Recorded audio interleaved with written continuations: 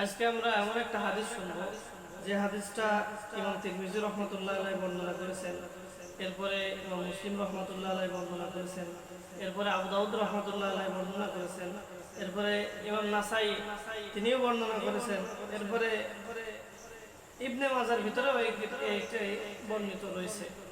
যে হাদিসটা হলো ইমাম বুখারী রাহমাতুল্লাহি আলাইহি তার কিতাবের শুরুতেই এই কথা আলোচনা করেছেন, এই হাদিসটা উল্লেখ করেছেন।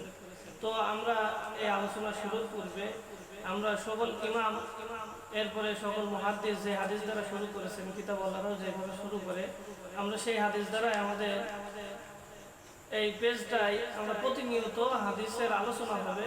এই জন্য সকলেই আমাদের এই পেজটা সাবস্ক্রাইব করে রাখবেন। তো হাদিসটা হলো যে ওমর ইবনে খাত্তাব রাদিয়াল্লাহু তাআলা বর্ণনা করেন যে রাসূল সাল্লাল্লাহু আলাইহি ওয়াসাল্লাম বলেছেন যে ইন্নামাল আমালু বিন্নিয়াত, সমস্ত কাজ বিবেচনা করা হবে, সমস্ত কাজের ফল দেওয়া হবে নিয়তের উপর। ওয়া ইন্নামা লিকুল্লি ইমরিইন মা নাওয়া, এবং প্রত্যেক ব্যক্তির জন্য সেটাই থাকবে, সেটাই রয়েছে সে যা নিয়ত করে। ফামান কানাত হিজরাতুহু ইলাল্লাহি ওয়া রাসূলিহি, সুতরাং যার হিজরতটা হবে আল্লাহ তাআলা এবং তার রাসূলের উদ্দেশ্যে, ফাহিজরাতুহু ইলাল্লাহি মা হাজারা ইলাইহি, তখন তার হিজরতটা গণ্য করা হবে যে আল্লাহ তাআলা এবং তার রাসূলের উদ্দেশ্যেই হয়েছে। ওমান কানাত হিজরাতুহু ইলা দুনিয়া ইউসিবুহা, আর যার হিজরতটা হবে দুনিয়া তালাশের জন্য, দুনিয়া হাসিলের জন্য, আও ইমরাআতিন ইয়াতাযাওয়াজুহা, অথবা কোন মহিলাকে সে বিবাহ করতে চায়, এই উদ্দেশ্যে যার হিজরত হবে, ফাহিজরাতুহু ইলা মা হাজারা ইলাইহি, তো তার হিজরতটা সেটাই গণ্য করা হবে যে উদ্দেশ্যে সে হিজরত করেছে। তো আমরা যদি আল্লাহ তাআলা সন্তুষ্ট তালাশের জন্য কোনো কিছু করতে চাই, তাহলে সর্বপ্রথম যে জিনিসটা লাগবে সেটা হলো আমার নিয়তকে খালেস করা লাগবে। সমস্ত আমল বিবেচনা করা হবে নিয়তের উপরে।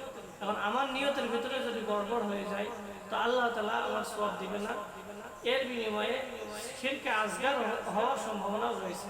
যেমন আমার যদি নামাজ পড়াটা হয়ে থাকে যে আমি লোক দেখানোর জন্য নামাজ পড়ছি, তখন আমার এটাই কিয়ামতের দিন আমার এটাই জাহান্নামে নিয়ে যাওয়ার কারণ হতে পারে।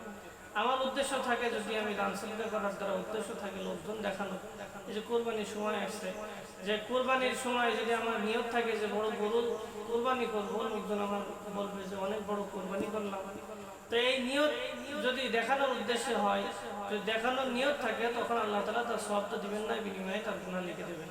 তো এই জন্য সমস্ত কাজের ফল দেওয়া হবে নিয়তের উপর। তো আল্লাহ তাআলা আমাদের সকলকে তা সঠিক নিয়ত করে খালেস নিয়তে সমস্ত কাজ, সমস্ত আমল করার তৌফিক দান করুন। আখির দাওয়ানা আলহামদুলিল্লাহ।